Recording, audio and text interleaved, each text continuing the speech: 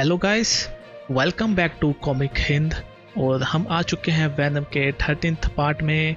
और गाइस, अगर आपने वॉर ऑफ रेल्म्स का पहला पार्ट नहीं देखा तो मैं आपको सजेस्ट करूंगा वो जाके ज़रूर देखिए, क्योंकि ये स्टोरी कुछ वहीं से लिंक होगी आगे और आपको ज़्यादा कंफ्यूजन भी नहीं होगा। तो चलिए शुरू करते हैं। यहाँ एडी सोच रहा है कि हम यहाँ नहीं मर रहे। मुझे खुद को याद दिलाना है बार बार कि हम यहाँ नहीं मर रहे। और वो कहता है कि उसे पता है कि अभी सरवाइव करना इतना आसान नहीं होगा, क्योंकि उसका सिम्बियोट उसे छोड़ के जा चुका है। पर पहले वो अकेला था, अभी वो अकेला नहीं है। उसके साथ उसका बेटा है, जिसको कि लगता है कि वो उसका भाई है। एलन पूछता है कि हम कहाँ जा रहे हैं, तो एडी कहता है कि मैं तुम्हें किसी सेफ जगह पे लेके जा रहा हूँ। और वो देखता है आसमान में कुछ अजीब सी रोशनी निकलती है और उसे पता है कि कुछ बुरा होने वाला है। और वो दोनों ऊपर देख के थोड़ा सा खौफनाक हो जाते हैं। यहाँ पे वो एक जीव से छिप रहे हैं जो कि आग उगलता हुआ राक्षस है। और आपको पता है जैसे कि वॉर चली हुई है यहाँ पे राक्षसों और सुपर हीरोज के बीच में। एडी कहता है कि हमें छुप छुप के यहाँ से जाना पड़ेगा, और वो उसके निकलने का वेट करते हैं और तभी पीछे से भाग जाते हैं। डायलन कहता है कि न्यूज़ में बता रहे हैं कि आस्गार्ड ने अर्थ के खिलाफ युद्ध छेड़ दिया है। एडी कहता है मुझे नहीं पता, पर जो भी है बहुत बुरा है। एडी एक बिल्डिंग के पास पहुंचता है और वहाँ पे वो कहता है कि ये एक सेफ हाउस है जहाँ पे हम ठहर सकते हैं और हम यहाँ पे कुछ टाइम के लिए सेफ रहेंगे। और वो तभी देखता है कि कुछ असैसिन्स कुछ पीपल्स के पीछे भाग रहे हैं। वो डायलन को कहता है कि यहाँ छुप जाओ, मुझे उनकी हेल्प करनी होगी। तो वो कहता है कि तुम कैसे करोगे, अब तो तुम्हारे पास तुम्हारा सिम्बियोट में नहीं है और तुम वैनम नहीं बन सकते। एडी कहता है कोई बात नहीं। यहाँ पे वो असैसिन्स उन लोगों को मारने वाले होते हैं और तभी एडी उनको आवाज़ लगाता है और कहता है कि इनको छोड़ दो। वो कहता है कि तुम जो भी हो यहाँ से भाग जाओ, इससे पहले कि मैं तुम्हारा बुरा हाल कर दूँ। वो असैसिन्स उन पे हमला कर देते हैं और वो कहते हैं कि यह क्या अवेंजर्स में से एक है, क्या ये सुपर हीरो है। एडी भी उन पे अच्छे से हमला कर देता है और तभी उनमें से एक एडी की पीठ पे बहुत बुरे तरीके से वार कर देता है और एक उसके आगे से भी उसके अंदर तलवार घुसा देता है। यहाँ पे एडी की बुरी हालत है, उसके आजू बाजू खून बिखर रहा है उसका, और बाकी लोग वहाँ से भाग जाते हैं। वो असैसिन्स कहते हैं कि वो लोग भाग रहे हैं, तो उनमें से एक कहता है कि उनको भागने दो, हम इससे निपटते हैं जो ये हीरो हमारे पास आया था। यहाँ पे डायलन देख रहा होता है कि एडी कहाँ है और वो सोच रहा है एडी तुम कहाँ हो, जल्दी आ जाओ। और तभी उस पर कोई तलवार लगा देता है और ये भी उनमें से एक ही है असैसिन। और वो कहता है कि मुझे लगा ही था कि यहाँ कोई छुपा हुआ है। और तभी डायलन कहता है ठीक है, मैं हार मानता हूँ, मुझे मत मारना।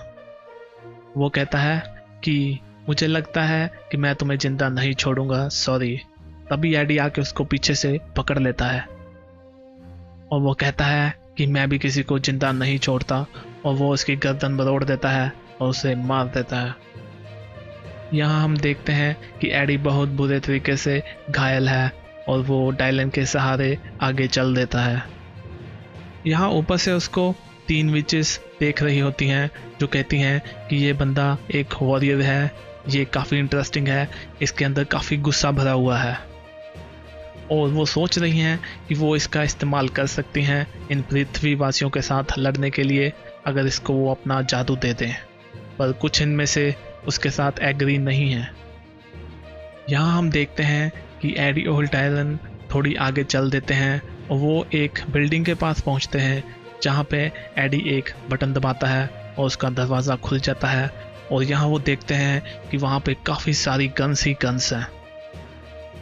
वहाँ पर उनमें से एक विच आ जाती है और वो कहती है कि ये पृथ्वी के हथियार हमारा कुछ नहीं बिगाड़ सकते, तुम्हें कुछ और चाहिए इससे भी ज़्यादा। तो एडी वहाँ से एक पिस्टल पकड़ लेता है, उस पर तान देता है तो वो कहती है कि तुम्हें शायद एक डेमो चाहिए, और हम देखते हैं कि वो उस पिस्टल को पिघला देती है। और वो कहती है कि एडी तुम्हें कुछ और चाहिए, ये सब नहीं।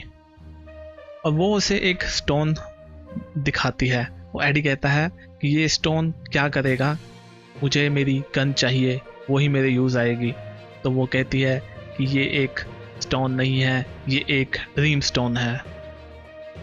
ये हमारे पीपल्स के बीच काफ़ी रेयर है। तुम इसके साथ कुछ बहुत ही अच्छा कर सकते हो और कुछ बहुत ही बुरा भी कर सकते हो किसी को टॉर्चर करने के लिए। यह तुम्हारे ड्रीम्स को जिंदा कर देगी और तुम्हारे फियर्स को भी।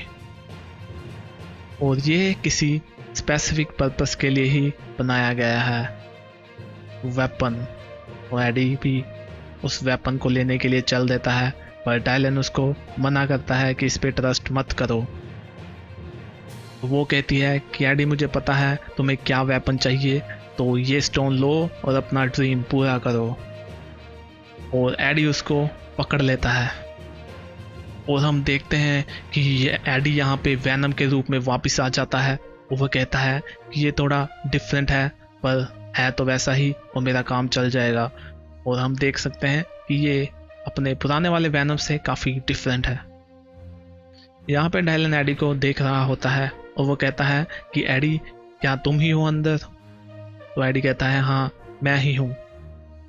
तो वो विच कहती है कि मैंने तुम्हें वो दे दिया जो तुम्हें चाहिए था, इससे तुम्हारे जो घाव हैं वो भी हील होने शुरू हो गए होंगे। और वो कहती है कि अबे तुम्हें ये गिफ्ट मेलकीत के लिए यूज़ करना होगा। और तभी एडी ये सुन के उस पर हमला कर देता है और वो उसकी बाजू को काट देता है और कहता है नहीं। तो वो सोचती है कि मैंने ये पहले क्यों नहीं सोचा, मुझे यहाँ से अभी जाना चाहिए, और वह वहाँ से गायब हो जाती है। यहाँ पे वैनम कहता है कि मेरी तरफ ऐसे मत देखो, तुम्हें पता ही है बाहर क्या हो रहा है, पूरी सिटी में मॉन्स्टर ही मॉन्स्टर हैं, और उन मॉन्स्टर को हराने के लिए एक उनसे भी बड़ा मॉन्स्टर चाहिए जो कि मुझे मिल गया। और वो कहता है कि वो विच चाहती थी कि मैं मेलकीत के लिए सर्व करूं, पर मैंने यहाँ पे स्क्रिप्ट बदल दी है, मैं किसी के लिए कुछ नहीं कर रहा और तुम यहीं पे रहोगे। और वो उसको एक गन पकड़ा देता है और वो कहता है कि मुझे बाहर पीपल्स को बचाने के लिए जाना होगा, जो कि मेरा काम है। और वो बाहर से दरवाज़ा बंद कर देता है और उसका बटन दबाकर उसकी तार भी काट देता है। और वो कहता है कि उसने उससे झूठ बोला, शायद उसके अंदर पेरेंट्स वाली फीलिंग्स ज़्यादा ही हैं, लोगों को वो भूल गया है। यहाँ हम देखते हैं कि शहर में कुछ मॉन्स्टर लोगों को मार रहे हैं, उन्होंने उनको बांधा हुआ है और वो उनके साथ डेथ गेम्स खेल रहे हैं कि कौन मारेगा और कौन निशाना लगाएगा।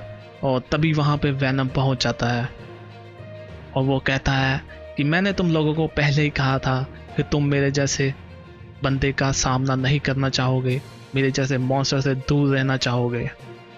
यहाँ हम देखते हैं कि वो सभी हत्यारे और राक्षस उस पर हमला कर देते हैं और वैनम उन सबको पीटने लगता है और वो भी हैरान है कि ये हम सबको कैसे पीट रहा है। और हर तरफ उनके चिल्लाने की आवाज़ें ही हैं और वो कहते हैं कि मारो मारो इसको मारो। और यहाँ पे वैनम उस राक्षस का सिर धड़ से अलग कर देता है और उसे अभी ऐसा लग रहा है कि वो इस पे कंट्रोल भी कर सकता है, जो भी उससे ये जादुई शक्ति से वैनम मिला है। पर ये इसके अंदर पूरा गुस्सा भरा हुआ है, पूरी हेट भरी हुई है जिसके सहारे ये चल रहा है। और वो उन लोगों को छुड़ा देता है और वो लोग पूछते हैं कि तुम कौन हो? तो वो कहता है कि वी आर, और वो रुक जाता है और कहता है नॉट वी, मैं हूँ वैनम। यहाँ सीन उस विच के पास पहुँचता है जिसने उसको वो स्टोन दिया था और वो सोच रही है कि उसने वो उसको स्टोन दे के बहुत बड़ी गलती कर ली, ये सब मेरी सिस्टर को नहीं पता चलना चाहिए। अभी वहाँ से कोई कहता है हाँ बहुत सैड स्टोरी है, पर तुम मेरे अपार्टमेंट में क्या कर रही हो और तुम कौन हो? तो वो कहती है कि मैं तुम्हें एक गिफ्ट दे सकती हूँ। तो वो आगे से कहता है कि मैं स्ट्रेंजर से गिफ्ट नहीं लेता जिनके बालों में भी आंखें होती हैं।